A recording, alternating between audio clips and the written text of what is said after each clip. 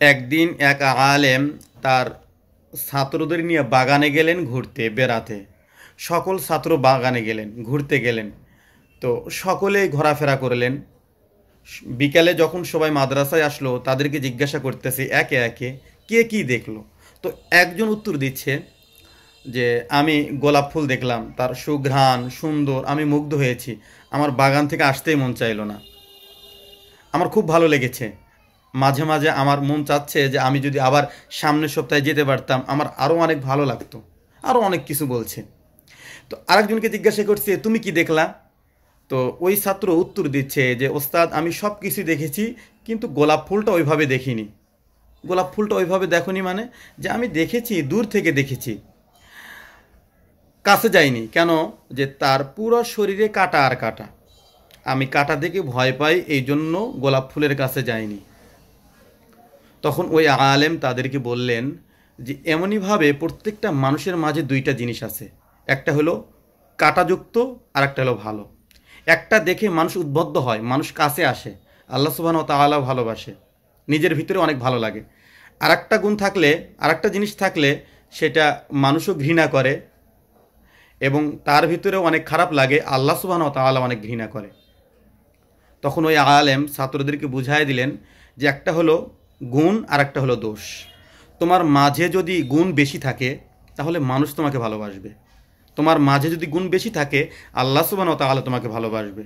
তোমার মাঝে যদি গুণ বেশি থাকে তোমার ভিতরেও অনেক ভালো লাগা কাজ করবে। আর তোমার মাঝে যদি দোষ বেশি থাকে তো আল্লাহ সুবহানাহু ওয়া তাআলাও তোমাকে ভালোবাসবে না, মানুষও তোমাকে ভালোবাসবে না।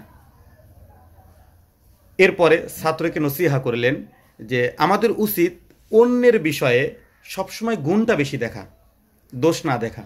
আমরা যখন দোষ দেখব তখন তার আর গুণ আমাদের নজরে পড়বে না, আর যখন আমরা গুণটা বেশি দেখব তখন তার আর দোষ নজরে পড়বে না। তো তার ভালোটা দেখা দরকার, খারাপটা নয়। যেমন আমি আপনাদেরকে দৃষ্টান্ত দিচ্ছি, মনে করেন এটা হলো দোষ, এটা হলো গুণ। গুণ অনেক, একটা মানুষের অনেক গুণ থাকে, দোষ থাকে দুইটা তিনটা বা একটা এরকম, কিন্তু আমরা ওই দোষটাই বেশি চর্চা করি, ওই দোষটা নিয়েই মানুষের সামনে সমালোচনা করি ইউটিউব ফেসবুকে বা সোশ্যাল মিডিয়াতে। তার যে হাজারো গুণ আছে সেগুলো নিয়ে আমরা সমালোচনা করি না, আলোচনা করি না। একটা ভুল করছে বা একটা বিষয়ে সমস্যা করছে ওইটা নিয়েই আমরা সবসময় তোলপাড় করি। এটা হলো দোষ। আমরা যখন দোষ দেখব, দেখেন, তাহলে আমাদের নজরে আর গুণ পড়তেছে না, একটা আর একটা বিপরীত। আবার যখন আমরা গুণ দেখতেছি, গুণ দেখব, তখন দোষ আমাদের নজরে পড়বে না। তো আমরা যখন গুণটা দেখব তখন তার দোষ যেগুলো আছে সেগুলো নজরে পড়বে না। দোষের বিষয় তো আমার না, দোষ করছে, তার খারাপই আছে মন্দ আছে, সেটা আল্লাহ সুবহানাহু ওয়া তাআলার সাথে বুঝবে। রসুল্লাহ সাল্লাল্লাহু আলাইহি সাল্লাম তো বলেন মাং সাতরা মুসলিমাং সাতরাহুল্লাহু ফিদ দুনিয়া ওয়াল আখিরা, যারা একে অপরের দোষ গোপন রাখে তাদের ব্যাপারে আল্লাহ সুবহানাহু ওয়া তাআলা, রসুল্লাহ সাল্লাল্লাহু আলাইহি সাল্লাম বলেন যে তাদের দুনিয়া এবং আখিরাতেও তাদের দোষ গোপন রাখবে। তো অন্যের দোষ গোপন করা বা অন্যের দোষ না দেখে শুধু গুণগুলো দেখা। আমরা অধিকাংশ মানুষ মানুষের মানে গুণগুলো নিয়ে আলোচনা করি না। অনেক গুণ আছে, সেই গুণগুলো আমাদের নজরে পড়ে না। হযরত ঈসা আলাইহিস সালাতু ওয়াস সালাম একদিন তার সাথী সঙ্গী নিয়ে এক জায়গায় যাচ্ছিলেন। তো প্রতিমধ্যে কিছু একটা মরা ছিল, খুব দুর্গন্ধ। তো সবাই নাক ধরতেছে, সবাই দুর্গন্ধের কথা বলতেছে। তো ঈসা আলাইহিস সালাতু ওয়াস সালাম বললেন দেখো তার দাঁতগুলো কত সুন্দর, কত ফর্সা। তো সেই জায়গাও ঈসা আলাইহিস সালাতু ওয়াস সালাম বলতেছে যে তার একটা গুণ বলতেছে। তো আমরা যখন মানুষের গুণগুলো আলোচনা করব তখন আমাদের যেই গুণগুলো আছে এই গুণগুলো মানুষ আলোচনা করবে। আমি যখন অন্যের দোষগুলো আলোচনা করব তখন আমাদের দোষগুলোও মানুষ আলোচনা করবে। তো আমরা যতটুকু পারি অন্যের দোষ গোপন রেখে তার গুণগুলো আলোচনা করা, সমালোচনা করা।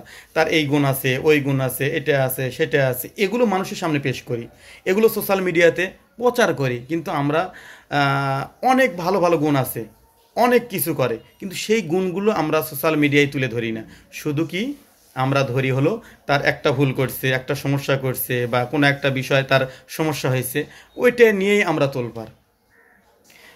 অথচ ওইগুলো আমাদের দেখার বিষয় না, তার দোষ আছে, তার খারাপই আছে, তার মন্দ আছে, এই বিষয়গুলো তো পুরোটাই আল্লাহ সুবহানাহু ওয়া তাআলার উপরে।